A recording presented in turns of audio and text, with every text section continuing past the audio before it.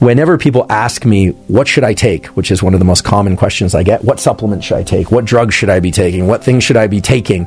The first question I always ask them is, how's your sleep? And 90% of the time, they tell me they either have trouble falling asleep or staying asleep, or they don't feel rested throughout the day. A brief note about naps.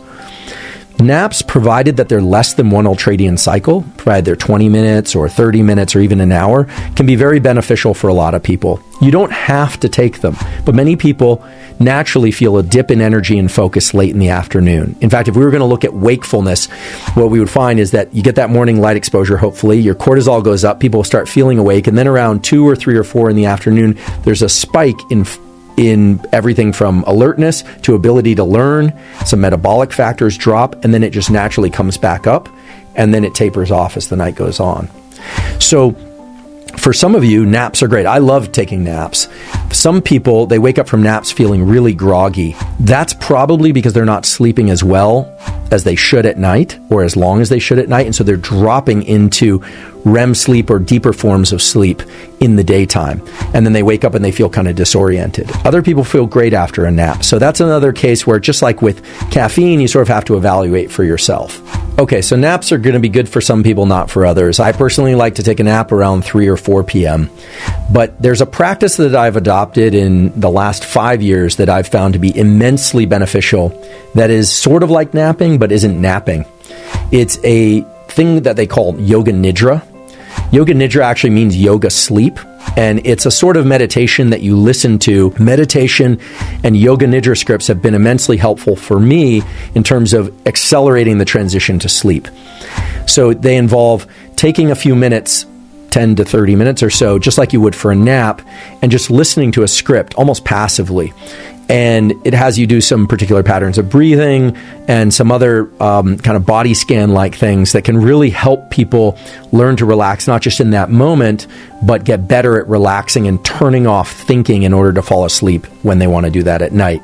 And that brings us to an even more important point, perhaps, which is we've all experienced that we can stay up if we want to, right? If we want to stay up late on New Year's, or we want to push an all-nighter, some people can do that more easily than others, but we're all capable of doing that. But it's very hard to make ourselves fall asleep. And so there's a sort of asymmetry to the way our autonomic nervous system, which governs this alertness, calmness thing, the sympathetic and parasympathetic nervous system, there's an asymmetry there where we are more easily able to engage wakefulness and drive wakefulness. We can force ourselves to stay awake. Then we are able to force ourselves to fall asleep. And one of the things that I say over and over again, and I'm going to continue to say over and over again, is it's very hard to control the mind with the mind. When you have trouble falling asleep, you need to look to some mechanism that involves the body. And all the things I described, meditation, hypnosis, yoga nidra, all involve exhale emphasized breathing, certain ways of lying down and controlling the body, but all of those involve using the body to control the mind rather than trying to, wrestle your mind into a certain pattern of relaxation. And when we're having trouble controlling the mind, I encourage people to look towards the body. Look toward sunlight. Avoid sunlight and bright light if that happens to be late at night. So there's a theme that's starting to emerge, which is in order to control this thing that we call the nervous system, we have to look back to some of the things we discussed earlier, like sensation, perception, etc. But we have to ask, what can we control? Well, I'm talking about controlling light exposure, controlling your breathing and body, non-sleep deep rest, or what I hereafter we will refer to as NSDR, non-sleep deep rest, as a way to reset one's ability to be awake after you emerge from NSDR, so to get some more wakefulness and ability to attend, some emotional stability, reset, as well as make it better and easier to fall asleep when you want to go to sleep at night. Now, non-sleep deep rest does have some research to support it. There's a beautiful study done out of a university in Denmark. I will later provide a link to that study that showed that this meditation and yoga nidra type meditation allows dopamine and other neuromodulators in an area of the brain called the striatum that's involved in motor planning and motor execution to reset itself. In other words, this NSDR can reset our ability to engage in the world in a way that's very deliberate. Okay, so what about things that we can and maybe should or should not take in order to control and access better sleep and better wakefulness? There are a couple things that are directly in line with the biology related to falling and staying asleep and directly in line with the biology of wakefulness. There's a whole category of things like stimulants, cocaine, amphetamine, and prescription stimulants that are, the prescription ones were designed for the treatment of narcolepsy, so things like modafinil or armodafinil that are designed to create wakefulness. They are all essentially chemical variants of things that increase epinephrine and dopamine. Now, of course, I'm of the standpoint that things like cocaine and amphetamine are just across the board bad. They have so many addictive and terrible effects. In the proper setting, prescribed by the proper professional, things like modafinil for narcolepsy might be appropriate.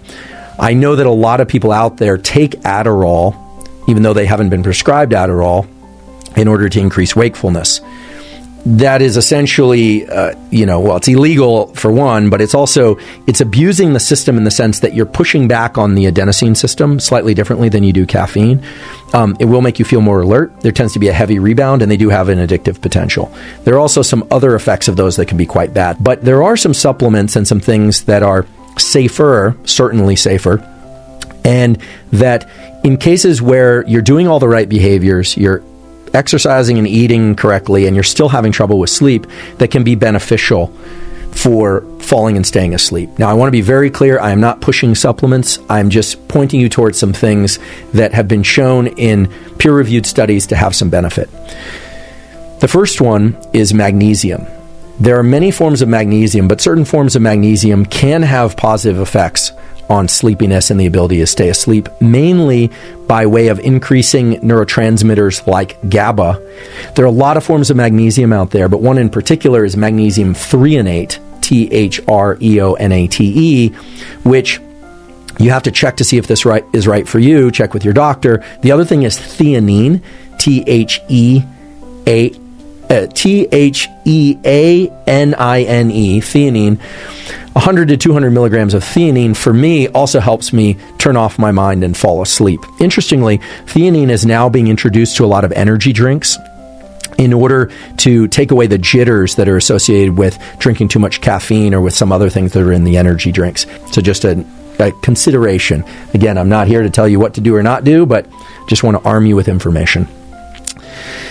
The thing about theanine and magnesium is taken together, they do, for some people, they can make them so sleepy and sleep so deeply that they actually have trouble waking up in the morning. So you have to play with these things and titrate them if you decide to use them. Again, if you decide to go this route, I would not start by taking supplements. I would start by getting your light viewing behavior correct, and then think about your nutrition, and then think about your activity, and then think about whether or not you want to supplement. Thanks for watching. If you found this information helpful, be sure to like, share, and subscribe for more health and wellness tips.